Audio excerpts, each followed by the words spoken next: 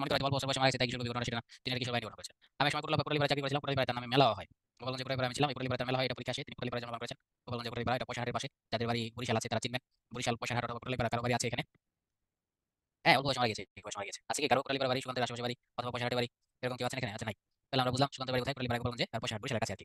তিনি মার্ক্সবাদী ছিলেন, কার্ল মার্ক্সের অনুসারী, অর্থাৎ যারা সমাজতন্ত্রপন্থী তারা সবাই কি কার্ল মার্ক্সের অনুসারী ছিলেন। এজন্যই তিনি সবসময় শোষিত মানুষের পক্ষে ছিলেন, শ্রমজীবী মানুষের পক্ষে, গরিব মানুষের পক্ষে তারা সহিতেন। তাহলে পশ্চিমের যে দেশগুলো, পশ্চিমের দেশগুলো কাদের পক্ষে? ধনী নাগরিক। হ্যাঁ, বঙ্গবন্ধুর বাড়ির পাশে, বঙ্গবন্ধুর বাড়ি হচ্ছে আপনার টুঙ্গিপাড়া, এটা হচ্ছে কোটালীপাড়া, পাশাপাশি উপজেলা। দুইটা দুই উপজেলা, বঙ্গবন্ধু হচ্ছে টুঙ্গিপাড়া উপজেলা, বঙ্গবন্ধুর বাড়ির পাশেই হচ্ছে কোটালীপাড়া উপজেলা। হ্যাঁ, ধনীদের পক্ষে। আর সমাজতন্ত্র রাষ্ট্রগুলো ছিল গরিবদের পক্ষে, ঠিক না? এই জন্য তার লেখা এসব পাওয়া যায়। তাহলে আমরা দেখলাম তাকে বলে কিশোর কবি, এটা ইম্পর্টেন্ট, কিন্তু এটা লাল দাগ দেয় নাই, এটা তাকে বলে কিশোর কবি। নজরুল পরবর্তী বিদ্রোহ কবি, এটা বলে দিতে পারেন আপনারা, ফ্লাওয়ার ফায়ার ব্রাশ আসলে লাগে না, মাত্র 21 বছর বয়সে তিনি মারা যান। কিশোর কবি কেন বলে? তার একটা কিশোর বাহিনী ছিল, কিশোর বাহিনী। এখন তো আবার কিশোর গ্যাং আছে, সেরকম কিশোর গ্যাং না, কিশোর বাহিনী ছিল তার, ঠিক আছে? তার সর্বশ্রেষ্ঠ কাব্যগ্রন্থের নাম হচ্ছে ছাড়পত্র, এটা খুব ইম্পর্টেন্ট।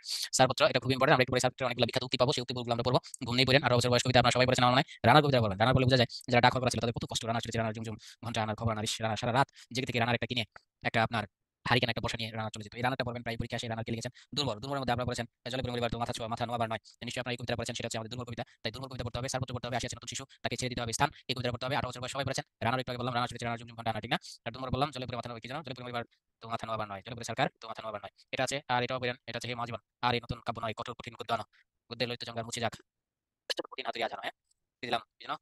খুদা রাজ্যে পৃথিবী করতে পূর্ণিমা চাঁদ যেন ঝলসানো রুটি, এই যে বলেছেন বিখ্যাত কবিতা, এই কবিতা কিন্তু হে মহাজীবন থেকে না। হ্যাঁ, খুদা রাজ্যে পৃথিবী করতে পূর্ণিমা চাঁদ যেন ঝলসানো রুটি, এটা কিন্তু এটা থেকে না। দেশলাই কাঠি, এটা বলা করতে পারেন, নাও করতে পারেন। এটা হচ্ছে দেশলাই কাঠি, একটা দেশলাই কাঠি থেকে সে ইয়াকে মালিককে বলছে, তুমি আমাকে দেশলাই কাঠি হিসেবে চলে পুড়িয়ে, তুমি আমাকে পুড়িয়ে সিগারেট টানছো, কত মজা পাচ্ছ। কিন্তু একদিন আমি অত তোমার মশাইটা আগুন জ্বালিয়ে দিয়ে তোমাকে ধ্বংস করে দিতে পারি। এসব রুচি তো তার। আমরা দেখি যে তার ছাড়পত্র বিখ্যাত কবিতা এসেছে, নতুন শিশু তাকে ছেড়ে দিতে হবে স্থান, নবজাতকের কাছে হোক আমার অধিকার, এই পৃথিবীকে শিশুর বাসযোগ্য করে যাবো। 1946 সালে পৃথিবী শিশুর বাসযোগ্য ছিল না, তখন তিনি বলেছেন এই পৃথিবীকে শিশুর বাসযোগ্য করে যাবোই, নবজাতকের কাছে আমার অঙ্গীকার। ছাড়পত্র এটা হচ্ছে মহাপৃথিবী, ঠিক আছে? কোথায় আছে পৃথিবী তোমায় পূর্ণিমা চাঁদ যেন ঝলসানো রুটি। হ্যাঁ, এই মহাপৃথিবী, এই মহাপৃথিবী, এটা করতে হবে। এটা হচ্ছে দুর্বল, করে মরে ছাড়খার তো মাথা নামাবার না, এটা হচ্ছে দুর্বল কবিতা, এটা করতে হবে। এটা করতে হবে দুর্বল কবিতা। রানার রানার করেন, রানার এই যে কষ্ট, কি কথা! হ্যাঁ, ক্লান্ত শ্বাস ছুঁয়েছে আকাশ, মাটি ভিজে গেছে ঘামে, জীবনের সব রাত্রিকে ওরা কিনেছে অল্প দামে। বলেন তো কেন এই সব রাত্রির কথা বললো? আপনারা পারবেন, কারণ রানারগুলো রাতের বেলায় সারা রাত জেগে থেকে মানুষের কাজ করছে, ঠিক না? এটাও খুব ইম্পর্টেন্ট, তাই সবগুলো পড়তে হবে। সার্বত্র তার সর্বপ্রথম এবং সর্বশ্রেষ্ঠ কাব্যগ্রন্থ, এটা আমাদের পড়তে হবে। 18 বছর বয়স মাত্রাবৃত্ত ছন্দ, এটাও পড়তে হবে। আর তুমুল কবিতাটি পূর্ব কাব্যগ্রন্থ থেকে নেওয়া হয়েছে, এটা পড়বেন। আকাল, আকাল এটা সম্পাদনা করেছেন 1900 আকাল, আকাল, আকালের বিষয়বস্তু কি? আকালের বিষয়বস্তু হচ্ছে কি 50 এর মন্বন্তর, মানে দুর্ভিক্ষ। এই দুর্ভিক্ষের সময় তিনি একটা গ্রন্থ সম্পাদনা করেছেন, সেই সম্পাদনার নাম হচ্ছে কি? আকাল। তাহলে আমাদের এখানে সবগুলো বিষয় ইম্পর্টেন্ট। আমি অন্য পৃষ্ঠায় গিয়ে একটা জিজ্ঞাসা করে দেখি পারেন কিনা, বলেন তো? কোটালীপাড়া বাড়ি কোন কবির? গুড, সুকান্ত ভট্টাচার্য, এই তো হয়ে গেছে, ঠিক না? আর এখানে শহীদুল্লাহ কায়সার, উনি একজন শহীদ বুদ্ধিজীবী ছিলেন, আপনারা জানেন শহীদুল্লাহ কায়সার, ওনার মেয়ে হচ্ছে সুমি কায়সার, উনি একজন শহীদ বুদ্ধিজীবী, তাকে হত্যা করা হয়েছে। শহীদুল্লাহ কায়সারের ভাই ছিল জহির রায়হান, এটা বোধহয় আপনাদের জানার কথা। জহির রায়হান, জহির রায়হানকে ওরা হত্যা করেছে। তাহলে এরা দুই ভাই কি হয়েছে? শহীদ হয়েছে। পুরো ঘটনায় আপনারা জানেন।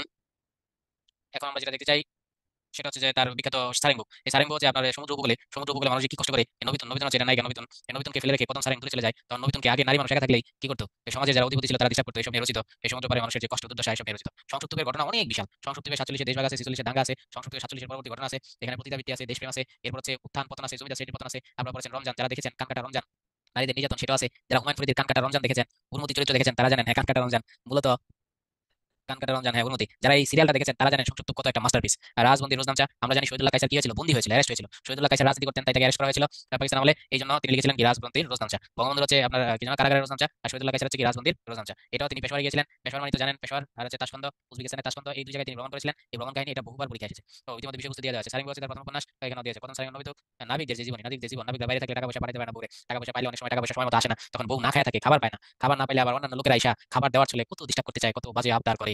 সংক্ষিপ্ত হচ্ছে মহাকাব্যিক উপন্যাস, এটা একটা এপিক বা মহাকাব্যিক উপন্যাস, এটা বিষয়বস্তু অনেক বড় তো, তাই সংক্ষিপ্ত একটি মহাকাব্যিক উপন্যাস। আনোয়ার ভাষা সম্পর্কে আপনারা আর কিছু পড়েন না, না পড়েন, আনোয়ার ভাষা রাইফেল রুটি আওলাদ পড়েছেন, এটা মুক্তিযুদ্ধের প্রথম উপন্যাস রাইফেল রুটি আওলাদ। আনোয়ার ভাষা যেরকম একজন টিচার থাকেন, আপনারা জানেন ঢাকা বিশ্ববিদ্যালয়ে যারা পড়েছেন তারা সবাই জানেন সকলে কয়েনের সাথে, হ্যাঁ ঠিক বলেছেন। এই রাইফেল আনোয়ার ভাষা সম্পর্কে বলছি, যারা 21 হলে থাকেন, 21 হলের পাশে একটা আনোয়ার ভাষা ভবন আছে। এই আনোয়ার ভাষা ভবন হচ্ছে বিশ্ববিদ্যালয়ের টিচারদের আবাস ভবন, ঢাকা বিশ্ববিদ্যালয়ের টিচারদের। আপনারা যারা দাবিতে পড়েন তারা একটু বলেন তো এই আনোয়ার ভাষা ভবনটা দেখেছেন কিনা?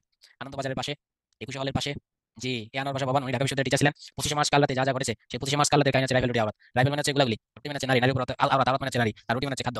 এই যে ওদের যে স্টাইল, 25 মার্চ যে হত্যাকাণ্ড করেছে এটা আনোয়ার ভাষা নিজে দেখেছেন। কিন্তু আনোয়ার ভাষা নিজের নামে উপন্যাস লিখলে কেমন হয়ে যায় না, তাই তিনি উপন্যাসের নায়ক করেছেন সুদীপ্ত শাহিনকে। কিন্তু আসলে আপনারা বলেন তো এই সুদীপ্ত শাহিন কি? সুদীপ্ত শাহিন না আনোয়ার ভাষা নিজেই? এক না দুই? এই তিনি দেখিয়েছেন সুদীপ্ত শাহিনের চোখে দেখিয়েছেন, হ্যাঁ দুই, তিনি নিজেই। অর্থাৎ তিনি দেখেছেন কিভাবে আল্লামা ইকবাল হলে, বর্তমান জওহরলাল হলে হত্যাকাণ্ড করেছে, কিভাবে পিলখানা হত্যাকাণ্ড করেছে, কিভাবে ঢাকা বিশ্ববিদ্যালয় শামসুন্নাহার হলে হত্যাকাণ্ড করেছে, জগন্নাথ হলে হত্যাকাণ্ড করেছে। ঢাকা বিশ্ববিদ্যালয়ের হত্যাকাণ্ডগুলো পিলখানা না, পিলখানা এটা নাই, এটা ঢাকা বিশ্ববিদ্যালয়ের হত্যাকাণ্ডগুলো সব এই রাইফেল রুটি আওলাদের মধ্যে আছে।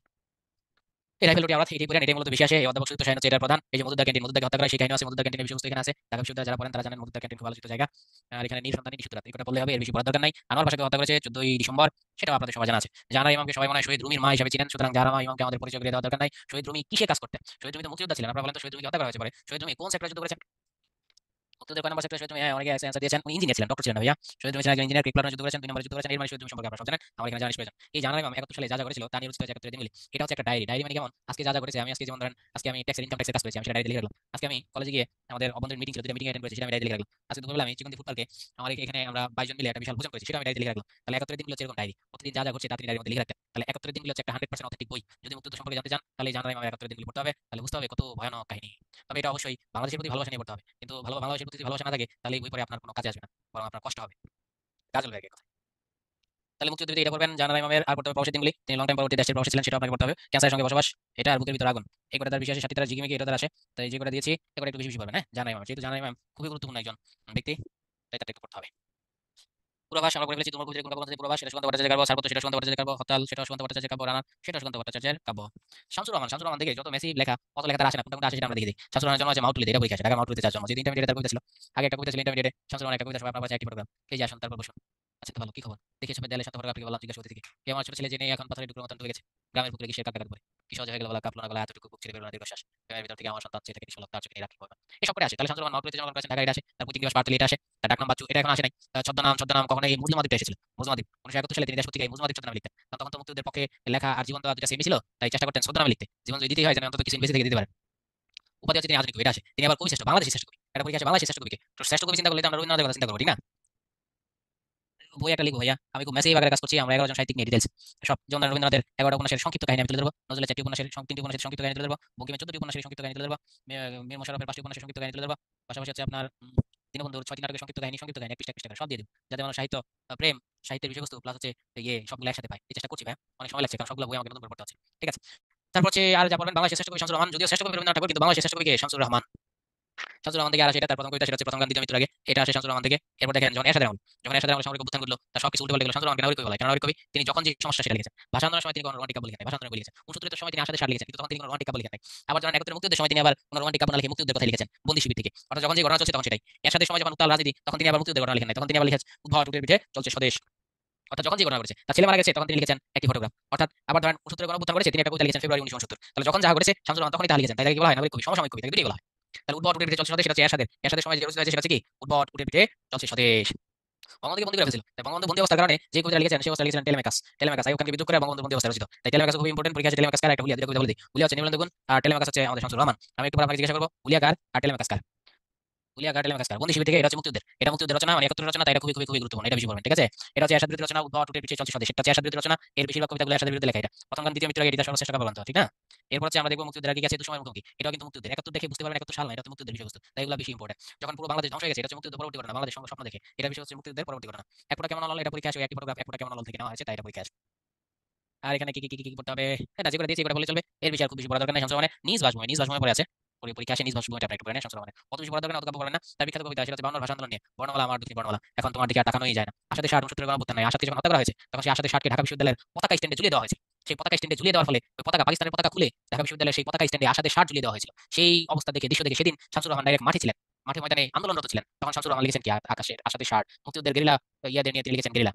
এরপর তার পড়বেন কোনটা, স্বাধীনতা তুমি রবি ঠাকুর কবিতা, স্বাধীনতা তুমি ঝাঁকা ছেলে বাপ জানো, মহাপুরুষ সৃষ্টি সুখের উল্লাসে কাপা, কাজী নজরুল সম্পর্কে বলেছেন। স্বাধীনতা তুমি পিতার হাতে জায়নামাজের কোমল স্পর্শ, এটা স্বাধীনতা দিয়ে লিখেছেন, ঠিক না? বুকটা বাংলাদেশের হৃদয়। আর পড়বেন কোনটা, আর পড়বেন একটি ফটোগ্রাফ তো করছি, তোমাকে পাওয়ার জন্য হে স্বাধীনতা, আর কতকাল কি জানো, তোমাকে পাওয়ার জন্য হে স্বাধীনতা, ঠিক না? ভুলে গেলাম, এটা যাক মনে পড়ছে। শামসুর রহমানের উপন্যাস আছে অক্টোপাস, এটা পরীক্ষা এসেছিল উপন্যাস, অক্টোপাসটা পড়তে হবে, অক্টোপাসটা অদ্ভুত আধারে, এটাও পড়েন। এটা এরশাদ বিরোধী সমালোচনা, আর বাকিগুলো না পড়লে চলবে। সখিনা বিবির কপাল ভাঙলো, শীতের সিঁদুর মুড়ে মুছে গেল হরিদাসীর, ঠিক না? আর কতকাল রক্ত গঙ্গা বইবে, দেখতে হইবে খান্ডব দাহন, এসব লেখা। শামসুর রহমানের এগুলো লাগবে না, এখানে যা আছে তা নিষ্প্রয়োজন। সৈয়দ মুস্তফা সিরাজ এখানে কিছুই করবেন না, একবার নিষ্প্রয়োজন, ইবলিশটা পড়লে পড়েন, সৈয়দ মুস্তফা সিরাজ নিষ্প্রয়োজন। তাই আমার সম্পর্কে আমরা আগে বলেছি, বলেন তো উনি নাটকের সাথে কোন ধরনের নাটকের সাথে ওনার সম্পৃক্ততা? উনি জনপ্রিয় নাটক, নাটকগুলো অ্যাবজার্ড নাটকের জন্য, কোনটা অ্যাবজার্ড নাটক? অ্যাবজার্ড নাটক কি বুঝেন? সাইদ আহমদ অ্যাবজার্ড নাটকের জন্য, অ্যাবজার্ড নাটক কি বুঝেন কিনা?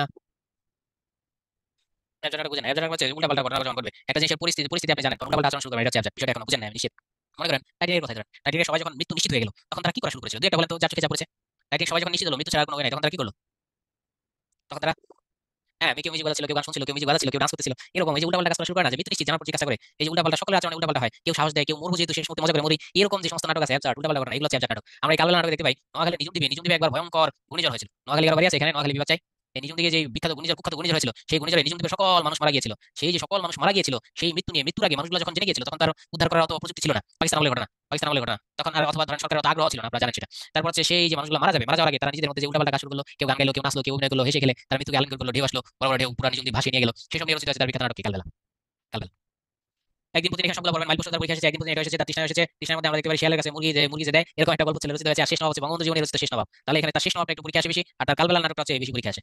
কাব্যনাট্য আর কি বলবো ভাইয়া, ভাইয়া কাব্যনাট্য আর নাটক কাব্যের মধ্যে পার্থক্য কি? যা কাব্যনাট্য তাই নাটক কাব্য, এদের মধ্যে কোনো পার্থক্য নাই। ঠিক আছে, নাটকের সংলাপ যখন কবিতা আকারে হয় তখন এটাকে কথা বলা হয়। আব্দুল্লাহ আল মুতি আল শরফুদ্দিন অত বেশি পড়ার দরকার নাই, তিনি বিজ্ঞান প্রিয় মানুষ ছিলেন, তাকে অনেকে নাস্তিক বলে গালি দেয় এরকম, কিন্তু বিজ্ঞানী মানুষ ছিলেন তিনি। ডক্টর আলাউদ্দিন আলাজাদকে আমি বেশি মনে রেখেছি ভাষা সৈনিক হিসেবে। তিনি একজন বিখ্যাত ভাষা সৈনিক। ওই যে আমাদের যখন শহীদ মিনারটা ভেঙে ফেললো 1952 সালের 21শে ফেব্রুয়ারি শহীদ হলো 5-6 জন, 22শে ফেব্রুয়ারি শহীদ হলো শফিউর, 23শে ফেব্রুয়ারি আমাদের দেশের সেই ভাষা সৈনিকরা একটা কি করলো, শহীদ মিনার গুলো, 25শে ফেব্রুয়ারি পাকিস্তানি বাহিনী সেটা ভেঙে দিল। তখন তিনি আলাউদ্দিন আলাজাদ সেই বিখ্যাত বিখ্যাত একটা কি কবিতা লিখেছেন, সেটা হচ্ছে স্মৃতিস্তম্ভ, কোথাও কোথাও দেওয়া আছে স্মৃতি মিনার। স্মৃতিস্তম্ভ স্মৃতি মিনার, আমি খুঁজতেছি এটা কোথায় আছে। আলাউদ্দিন আলাজাদ, ওরে আল্লাহ এত লেখা তার। আলাউদ্দিন আলাদা স্মৃতিস্তম্ভ স্মৃতি মিনার কই, খুঁজে তো পাই না। এই যে স্মৃতিস্তম্ভ, এটা তার বিখ্যাত কবিতা, সেখানে তিনি বলেছেন স্মৃতি মিনার ভেঙেছে ভাঙুক, ভয় কি বন্ধু? আমরা তো এখনো খারাপ রয়েছে 4 কোটি পরিবার, এ বন্ধু ভয় পেও না, মিনার ভেঙে ফেলেছে তাতে কয় কি হয়েছে, আমরা এখন 4 কোটি বাঙালি খারাপ রয়েছি, যে ভিত কোনো রাজন্য পারবে না ভাঙতে, সেই 4 কোটি বাঙালির ভিত কোনো রাজন্য কোনো ব্যক্তি পৃথিবীতে ভাঙতে পারবে না, সুতরাং ভয় কি বন্ধু। এই হচ্ছে আমাদের স্মৃতি মিনার বা স্মৃতিস্তম্ভ, এটা খুব ইম্পর্টেন্ট। আর তার গুরুত্বপূর্ণ একটু পরীক্ষা আসে, সেটা হচ্ছে ফেরারি ডায়েরি। এটা একটু পড়েন ফেরারি ডায়েরি, আলাউদ্দিন আলাজাদের যে আছে ধান এগুলো কখনো আমি আসতে দেখি না স্পন্ত। আর এখান থেকে প্রথম দিকে একটু আসে 23 নম্বর চলচ্চিত্র। এটা হচ্ছে একটা ধরিত্রীর কথা বলা আছে, এটা উপন্যাসটা জটিল বলতে গেলে সময় লেগে যাবে, তাই বললাম না। এটা বাচ্চার কাহিনী আর কি, বাচ্চার কাহিনী। আরেকজনকে বিয়ে করে, বাচ্চা সহ একটা বিয়ে করে, পরবর্তী বাচ্চার প্রতি অত কেয়ারফুল থাকে না, একসময় সেই যে নায়কটা থাকে, নায়কটা হচ্ছে তুলচিত্র তৈরি করে। 23 নম্বর তুলচিত্র মানে একটা তুলচিত্রের প্রদর্শনী হয়, এখানে নায়কের তুলচিত্র থাকে 23 নম্বর। এই 23 নম্বর তুলচিত্রের মধ্যে দেখানো হয় যে ওই সন্তানটা আর ওই মা এদের কত গভীর সম্পর্ক, মানে মা সন্তানের সম্পর্ক দেখানো হয়। পরবর্তী সেই 23 নম্বর তুলচিত্র পুরস্কার পায়, কিন্তু সে যখন পুরস্কার পেয়ে দেশে ফিরে আসে, খেয়াল করে দেখো, সে যখন পুরস্কার পেয়ে স্ত্রীর কাছে চলে আসে তখন দেখে স্ত্রী অসুস্থ হয়ে মারা যায়। একটা ট্রাজিক ঘটনা নিয়ে রচিত হয়েছে 23 নম্বর তুলচিত্র। সুন্দর একটা উপন্যাস। লাল নীল দীপাবলি, লাল নীল দীপাবলি ভাইয়া হুমায়ুন আজাদের, আলাউদ্দিন আলাজাদ না, ওটা আবার হুমায়ুন আজাদ। ঠিক আছে, 21 নম্বর তুলচিত্র কর্ণফুলীটা বইলো, কর্ণফুলী নদীর তীরে মানুষের জীবন যে কত কষ্টের, নদী ভিত্তিক মানুষের জীবন মানে কষ্টের, ওসব নিয়ে রচিত হয়েছে। নদীর তীরে মানুষ, নরকে লাল গোলাপ, এটা আবার মুক্তিযুদ্ধের ঘটনা। ঠিক আছে, এটা আবার মুক্তিযুদ্ধের ঘটনা, তাই এটা পড়তে হবে। নরকে লাল গোলাপ, এই নরক হচ্ছে পাকিস্তানি আমল, আর লাল গোলাপ হচ্ছে আমাদের বাংলাদেশ আমল। এটা মুক্তিযুদ্ধের ঘটনা, তাই এটা বেশি পড়তে হবে। মুক্তিযুদ্ধের ইয়েগুলোই বেশি আসে, ঠিক না? আলাউদ্দিন আলাদা। হাসান হাফিজুর রহমান এবার কবি হিসেবে যা বিখ্যাত, তার চেয়ে বেশি বিখ্যাত সম্পাদক হিসেবে। তার সব কিছু তিনি সম্পাদক বা সংকলক, এই দুইটা হিসাবে বেশি বিখ্যাত। কেন? আমরা জানি 21শে ফেব্রুয়ারি অনেকজন লেখককে নিয়ে, অনেকজন লেখকের লেখা নিয়ে তিনি একটা সংকলন বের করেছেন। তার সেই বিখ্যাত সংকলনের নাম কি 21শে ফেব্রুয়ারি। আবার স্বাধীনতা যুদ্ধের দলিল খল্ড, এটাও সংকলন করেছে সে। তাহলে সংকলন বললে হাসান হাফিজ, ঠিক আছে? তাহলে ভাষা আন্দোলন আগে 1971 স্বাধীনতা যুদ্ধে অংশ নেন, তিনি একজন ভাষা সৈনিক এবং তিনি একজন মুক্তিযোদ্ধা, দুইটাই। এই জন্য ভাষা সৈনিকের যে প্রথম কাজটা 21শে ফেব্রুয়ারি সংকলন, এটাও তার। এই যে 21শে ফেব্রুয়ারি সংকলনে 22 জন লেখকের কাছ থেকে লেখা নিয়ে তিনি একটা বই করেছেন, বইটার নামই দিয়েছেন কি 21শে ফেব্রুয়ারি সংকলন। এটাও হাসান হাফিজের, তাই এটা খুবই গুরুত্বপূর্ণ, খুবই গুরুত্বপূর্ণ। পাশাপাশি এটা পাকিস্তানের এটা বাদ দিয়ে দিয়েছে, পাকিস্তানের এটাকে নিষেধ করে দিয়েছে। পাকিস্তানের আমাদের মিনারও ভেঙে দিয়েছে, 21শে ফেব্রুয়ারি সংকলন বাজেয়াপ্ত করেছে। তারপরও যদি, আচ্ছা, আমার ভাইয়ের রক্তে রাঙানো হাসান হাফিজুর রহমান, ঠিক না? আমরা বললাম। আবার দেখি জিয়াউর রহমান আমলে জিয়াউর রহমান তাকে স্বাধীনতা যুদ্ধের দলিলপত্র এটাকে সম্পাদনা করতে দিয়েছিলেন জিয়াউর রহমান। তাহলে স্বাধীনতা যুদ্ধের দলিলপত্র এটা সম্পাদনা করেছেন হাসান হাফিজুল্লাহ। 22 জন লেখকের 21শে ফেব্রুয়ারি সম্পাদনা সেটা করেছেন হাসান হাফিজুর রহমান। এই দুটো মূলত পরীক্ষা আসে। আরেকটা হচ্ছে যারা ইংরেজি ছাত্র আছেন তারা জানেন টি.এস. এলিয়টের একটা বিখ্যাত কাব্যগ্রন্থ আছে দ্য ওয়েস্টল্যান্ড, পড়েছেন কিনা ইংরেজি সাহিত্যরা? একটু হাত তুলুন, হাত তুলুন। সেই ওয়েস্টল্যান্ডে আমরা দেখতে পাই সব কিছু, সব পৃথিবী পৃথিবী পুরো খারাপ হয়ে গেছে, মানুষ খারাপ হয়ে গেছে, পৃথিবীতে বোন ছাড়া কোনো কথা নাই, জমির মধ্যে কোনো ফসল ফুটে না, ফলে না, সেই সব নিয়ে রচিত হয়েছে দ্য ওয়েস্টল্যান্ড, মানে বন্ধাভূমি। আর সেই বন্ধাভূমিকে অনুকরণ করে হাসান হাফিজ লিখেছেন কি বিমুখ প্রান্ত। এটা হচ্ছে দ্য ওয়েস্টল্যান্ডের প্রভাব আছে হাসান হাফিজের এই বিমুখ প্রান্তরে। এই দুটো বললে হবে, আর কিছু করার দরকার নাই, এত শব্দাবলী করে নিয়ে হাসান হাফিজুর রহমান। আব্দুল গাফর চৌধুরীকে সবাই চিনো, মারা গেছে কিছুদিন আগে, তাই আব্দুল গাফর চৌধুরী নিয়ে আমরা আর বেশি কিছু বলছি না। আব্দুল গাফর চৌধুরী দুইটা আছে, এটা হচ্ছে চন্দ্রদ্বীপের উপাখ্যান, এটা পড়তে হবে। আব্দুল গাফর চৌধুরী বাংলাদেশ কথা কয়, বাংলাদেশ কথা কয় কেন পড়তে হবে? কারণ বাংলাদেশ কথা কয় এটা হচ্ছে মুক্তিযুদ্ধের সময়, সে তো সাংবাদিক, বিখ্যাত সাংবাদিক, তাই সে মুক্তিযুদ্ধের সময় সে যা যা দেখেছে তা নিয়ে রচিত হয়েছে সেই বিখ্যাত বই, বইটার নাম কি বাংলাদেশ কথা কয়। তাই দুটো পড়তে হবে, কৃষ্ণপক্ষ পড়তে পারো ভালো। আবু জাফর ওবায়দুল্লাহ, এই যে সংক্ষেপে লিখলাম। আবু জাফর ওবায়দুল্লাহ, তার ভাই হচ্ছে রাশেদ খান মেনন, তার বোন হচ্ছে সেলিমা রহমান। যারা বিএনপি করো তারা সেলিমা রহমানকে চেনার কথা। বিএনপি আমলে ইনি মন্ত্রী ছিলেন, রাশেদ খান মেনন আওয়ামী লীগের আমলে মন্ত্রী ছিলেন, করতেন ছাত্র ইউনিয়ন। এই আবু জাফর ওবায়দুল্লাহ সে এরশাদের আমলে মন্ত্রী ছিল, এবার এরশাদের ভক্ত। এই হচ্ছে আওয়ামী লীগের আমলে মন্ত্রী, এই হচ্ছে বিএনপি আমলে মন্ত্রী। এদের বাপ আবার জাস্টিস, বিচারপতি। তাইলে এবার ফ্যামিলিটা কি বুঝতে পারছেন? কত বড় ফ্যামিলি, বুঝছেন কিনা? বরিশাল বাড়ি, জানেন তার ফ্যামিলি সম্পর্কে আগে থেকে জানেন? এরকম কি আছে বলেন তো ভাইয়া, একটু কমেন্টস করেন। আমি তো দেখছেন বিরতি নেই, আর 10 মিনিট সময় পাওয়া যাবে না। কেন বলে আমার কল দিচ্ছে, কিন্তু এসএমএস ছিল। ওকে ওকে ঠিক আছে, তাহলে বাড়ি আছে কোথায়? বরিশাল। এই হচ্ছে বিখ্যাত তার ফ্যামিলি। তার ভাই একটা জাস্টিস ছিল, তার আরেক ভাই হয়েছিল শহীদ, আন্দোলনে গিয়ে শহীদ হয়েছিল, আবু জাফর ওবায়দুল্লাহ। এই জন্য আবু জাফর ওবায়দুল্লাহর মধ্যে দেশাত্মবোধ একটু বেশি দেখা যায়। যেমন সাতনরি হওয়ার, এটা একটু গুরুত্বপূর্ণ। তারপর হচ্ছে আবু জাফর ওবায়দুল্লাহ কোন এক মাকে, যেটাকে আমরা কোন এক মাকে জানি, এটা হচ্ছে মাগুরা বলে। মাগুরা বলে তোমার কোলে শেয়ার গল্প শুনতে দিবে না, ঠিক না? মাগুরা বলে কইতে পারছেন না? কোন রফলি হলে নেই পড়ছে মাথাটা, সজনে ট্রাই করে গেছে গাছটা। আর আমি ডালের বড়ি শুকিয়ে রেখেছি খোকা, তুই কবে আসবি? কবে তোর ছুটি? কেটি তার পকেটে ছিল ছেঁড়া রক্তে ভেজা। কি আবেগের কবিতা, হ্যাঁ? কেটি যখন পাওয়া গেছে খোকার পকেটে, তখন সেটা ছিল ছেঁড়া এবং রক্তে ভেজা। এই যে মাগুরা বলে কবিতা লিখেছেন হচ্ছে আবু জাফর ওবায়দুল্লাহ। আমি কিংবদন্তির কথা বলছি, এটার মধ্যে ভাষা আন্দোলন আছে, এটার মধ্যে মুক্তিযুদ্ধ আছে, এটার মধ্যে অনার্স যারা মাইর খাইছে তাদের কথা আছে। আমি কিংবদন্তির কথা বলছি, আমি আমার পূর্বপুরুষের কথা বলছি, যার পিছে রক্ত জবার মতো ক্ষত ছিল। এর মানে হচ্ছে আমি আমার পূর্বপুরুষের ঋণ স্বীকার করছি, যাকে বিদেশিরা এসে মারতে মারতে পিঠে লাল বানিয়ে ফেলেছে। মুক্তিযুদ্ধের কথা এখানে বলেছে, ঠিক আছে? আমি কিংবদন্তির কথা বলছি। এখানে কিংবদন্তি কারা? কিংবদন্তি যারা আগে আর্যদের সাথে যুদ্ধ করেছে, কিংবদন্তি যারা 52 সালে যুদ্ধ করেছে, যারা 71 সালে যুদ্ধ করেছে, যারা সবাই কিংবদন্তি। এই যে যাহা মাগুরা বলে সেটা মূলত হচ্ছে কোন এক মাকে। এই যে আমি কিংবদন্তির কথা বলছি, এগুলো করতে হবে। আবু জাফর আবদুল্লাহ একটা মেসেজ ম্যাটার, এরশাদের আমলে তিনি মন্ত্রী ছিলেন, এরশাদের মন্ত্রী। সুনীল গঙ্গোপাধ্যায় কি করতে হবে না আপনারা সবাই জানেন। তো সুনীল গঙ্গোপাধ্যায় ছদ্মনাম আছে নীল লোহিত, এটা বললে হবে। কৃত্তিবাস কখনো আসে না, আর কিছু করার দরকার নেই আমার মতে। সুনীল গঙ্গোপাধ্যায় এটা বলেন পূর্ব পশ্চিম। কেন পূর্ব পশ্চিম পড়বেন? এটা হচ্ছে দেশভাগের উপন্যাস, এটা আবার মুক্তিযুদ্ধের উপন্যাস, এটার মধ্যে সব, এটার ম্যাটার বিশাল বড়। এই জন্য সুনীলের এই উপন্যাসটা পড়বেন। এই উপন্যাসটা কম হলেও মনে হয় 500 পৃষ্ঠার উপন্যাস সুনীলের। পূর্ব পশ্চিম খুবই খুবই ইম্পর্টেন্ট, তাই সুনীলের এই পূর্ব পশ্চিমটা আপনাদের পড়তে হবে। কেউ কথা রাখেনি, 38 বছর পার হয়ে গেল, কেউ কথা রাখেনি। আরে ছোটবেলা কোনো স্কুল কলেজের ফাংশনে গেলে, কবিতা আবৃত্তি আসলেই সবাই গেলে কেউ কথা রাখেনি, এটা আসতো। আমি যে সরকারি কলেজে চাকরি করি, কবিতা আবৃত্তি দিলে বলে কেউ কথা রাখেনি। ভালোবাসা প্রেম নয় কেন, উনি লিখলেন এটা, কেউ কথা রাখেনি। পরে আমি একবার বলে দিলাম যে যতই আবৃত্তি করো কেউ কথা রাখেনি, এটা বাদ দিয়ে পরে করতে হবে, এটা নেওয়া যাবে না। এই কেউ কথা রাখেনি সুনীলের, এটাই কি পাইছে মানুষ, এই কবিতা আল্লাহ জানে। এর বাইরে কিছু বলা, বিশেষ করে পূর্ব পশ্চিম পড়তে হবে, ঠিক আছে? জয়রানের এই ডাকনামটা আসে, শ্রেষ্ঠ চলচ্চিত্র পরিচালক এটা আসে। জয়রান যতগুলো চলচ্চিত্র পুরস্কার পেয়েছেন তার সবগুলোর পেছনে সৈয়দ শামসুল হকের একটা কি ছিল, সৈয়দ শামসুল হকের অবদান ছিল। কারণ জয়রানের বিখ্যাত বিখ্যাত চলচ্চিত্রগুলোর স্ক্রিপ্ট রাইটার ছিল সৈয়দ শামসুল হক। জয়রানের চলচ্চিত্রগুলোর সঙ্গীত শিল্পী ছিল সৈয়দ শামসুল হক। জয়রানের চলচ্চিত্রগুলোর গীতিকার ছিল, সঙ্গীতের গীতিকার ছিল সৈয়দ শামসুল হক। তাই জয়রান চলচ্চিত্রে যত পুরস্কার পেয়েছেন তার বেশিরভাগই কিন্তু সৈয়দ শামসুল হক। বিশেষ করে জয়রান আরেক ফাল্গুন, কেন এটা, এই আরেক ফাল্গুন কেন বিখ্যাত? ভাষা আন্দোলন। আপনারা মনে হয় আরেক ফাল্গুন সম্পর্কে পড়েছেন, সামনের ফাল্গুনে আমরা দ্বিগুণ হব, আসছে ফাল্গুনে আমরা দ্বিগুণ হব, পড়েছেন না আপনারা? আসছে ফাল্গুনে আমরা দ্বিগুণ হব, আশা করি পড়েছেন। 53 সালে ঘটনা, তখন ভাষা আন্দোলন চলছিল, 51 চলেছে, 52 চলেছে, 53 চলেছে, সবাই আন্দোলন করছে, খালি পায়ে রাস্তায় নেমেছে, তারা শহীদ মিনারে ফুল দিবে, পাকিস্তানিরা দিতে দিবে না, সকলকে ট্রাকে বন্দী করেছে, ট্রাকে ভর্তি ভর্তি ভর্তি ভর্তি বক্সিবাজারের পাশে যে কেন্দ্রীয় কারাগার ভরে গেছে মানুষে মানুষে। একজন অফিসারকে বলছে, স্যার আর তো জায়গা নেই, আর কত ঢুকাবো স্যার? তখন ভিতর থেকে কবির রসুল বলে ওঠেন, ঘাবড়ে গেলেন পুলিশ অফিসার, ঘাবড়াবেন না, আসছে ফাল্গুনে মানে আরেক ফাল্গুনে আমরা দ্বিগুণ হব, এটা দিয়ে বলছে। ঠিক আছে? জহির রায়হান। জহির রায়হান সবচেয়ে বেশি পড়বেন বাংলাদেশ সম্পর্কে প্রামাণ্যচিত্র। প্রামাণ্যচিত্র মানে কি? ডকুমেন্ট। এগুলো হচ্ছে 100% অথেন্টিক। এস ইজ বর্ন, লাইট ডিয়ার বি লাইট, পাকিস্তানের অন্ধকারে ঢুকেছে, তাদেরকে আলো দিতে হবে। স্টপ জেনোসাইড, মুক্তিযুদ্ধের উপরে, সব মুক্তিযুদ্ধ, এগুলো সব মুক্তিযুদ্ধ। তাই এগুলো খুবই খুবই ক্রুশাল, খুবই সিগনিফিকেন্ট, সব করে আপনাকে পড়তে হবে। আর জীবন থেকে নেওয়ার বিষয়বস্তু একবার এসেছিল, জীবন থেকে নেওয়ার বিষয়বস্তু যে সিনেমাটা, আপনি বলেন দেখি জীবন থেকে নেওয়া সিনেমার বিষয়বস্তু কি? ভাষা আন্দোলন না মুক্তিযুদ্ধ? তাহলে আমি বুঝবো আপনারা এই বিষয়টা জানেন কি জানেন না। ভাষা আন্দোলন, ভাষা আন্দোলন, মুক্তিযুদ্ধ হবে না ভাইয়া, ভাষা আন্দোলন। একজন মুক্তিযুদ্ধ বলেছে, বাকি সবাই ভাষা আন্দোলন করেছে। Thank you, thank you. Zahir Raihan ভাষা আন্দোলন, ওই যে আছে পরের পৃষ্ঠায় আছে, ভাষা আন্দোলন গুলো মুক্তিযুদ্ধ নয়, হ্যাঁ? এখানে একটা গান আছে, একা ভাঙবো আমি কেমন করে, মমতাজউদ্দিন আহমেদ। আমি এটাকে 5 স্টার লেখক দিলাম। উনি ঢাকা বিশ্ববিদ্যালয়ের টিচার ছিলেন, উনি ভাষা সৈনিক ছিলেন, মুক্তিযোদ্ধা ছিলেন, ঢাকা বিশ্ববিদ্যালয়ের টিচার ছিলেন মমতাজউদ্দিন আহমেদ। এই জন্য লোকটা এত গুরুত্বপূর্ণ। মুক্তিযুদ্ধ ভিত্তিক যত নাটক আছে সব তার। কিসা অসংখ্য ছিল, স্বাধীনতা আমার স্বাধীনতা, খুবই খুবই ইম্পর্টেন্ট। কিসা অসংখ্য ছিল, একটা বীরাঙ্গনাকে নিয়ে কিভাবে একটা রাজাকার বিজনেস, লক্ষ লক্ষ বীরাঙ্গনাকে বিবাহের নামে বিবাহ করে সেই বীরাঙ্গনা সেন্টিমেন্ট নিয়ে একটা রাজাকার মুক্তিযোদ্ধাদের আসনে বসে যায়, একটা রাজাকার প্রচুর টাকা পয়সা ইনকাম করে, সেসব নিয়ে রচিত আছে কিসা অসংখ্য ছিল। বিবাহ নাটকটা আবার তার ভাষা আন্দোলনের নাটক। তাহলে তার ভাষা আন্দোলনের নাটক আছে, তার মুক্তিযুদ্ধ ভিত্তিক নাটক আছে কিসা অসংখ্য ছিল, স্বাধীনতা আমার স্বাধীনতা। আর একটা আছে বকুলপুরের স্বাধীনতা। বকুলপুরের স্বাধীনতা একটা তার নাটক আছে, এই যে আছে, এটাও কিন্তু মুক্তিযুদ্ধের, এটাও মুক্তিযুদ্ধের নাটক। কিসা অসংখ্য ছিল যে বললাম, বীরাঙ্গনাকে নিয়ে রাজাকার কিভাবে বীরাঙ্গনাকে বেঁচে খায় সেটা নাটক, এটাও মুক্তিযুদ্ধের নাটক। তাহলে এই তিনটা হচ্ছে তার খুবই খুবই ইম্পর্টেন্ট। এরপর পুত্র আমার পুত্র, এটা হচ্ছে আপনারা শুনেছেন, সোহরাব রুস্তমের কাহিনী শুনেছেন? সোহরাব রুস্তমের কাহিনী, ইরানের কাহিনী, সোহরাব রুস্তমের কাহিনী পড়েছেন কিনা? একটু ইয়েস না বলেন তো, ইয়েস। এই সোহরাব আর রুস্তমের কাহিনী হচ্ছে পুত্র আমার পুত্র, তাহলে এটা আর বলা লাগছে না আপনাদের, আপনারা বুঝে গেছেন। রাবেয়া খাতুন, আপনারা মনে হয় জানেন, চ্যানেলের যে মালিক, চ্যানেল মালিক হচ্ছে ফরিদুর রাজা সাগর, সেই ফরিদুর রাজা সাগরের মা হচ্ছে এই রাবেয়া খাতুন। ফরিদুর রাজা সাগরের মা। ফেরাই সূর্য, এটা মুক্তিযুদ্ধের উপর, তাই এটা বেশি পড়তে হবে, ঠিক আছে? ফেরাই সূর্য, আর বাকিগুলো অত বেশি ইম্পর্টেন্ট আসে না। হাজার বছর ধরে মুঘল কোনো উপন্যাস হচ্ছে, হাজার বছর ধরে এটা জুড়ে আনেন। আরেক ফাল্গুন ভাষা আন্দোলনের উপর, শেষ বিকেল মেয়ে তৃষ্ণাগুলো রোমান্টিক, ঠিক না? ফরিদুর রাজা সাগরের মা হচ্ছে রাবেয়া খাতুন। 23 নম্বর তুলচিত্র আপনারা পড়েছেন কর্ণফুলী, 23 নম্বর তুলচিত্র ক্ষুধা ও আশা ধানকন্যা, ক্ষুদ্র জাতি গোষ্ঠী কর্ণফুলী, কর্ণফুলী নদীর ক্ষুদ্র জাতি গোষ্ঠী, এই সবগুলো লিখেছেন আলাউদ্দিন আল আজাদ। অনেক অনেক ধন্যবাদ। আল্লাহ হাফেজ।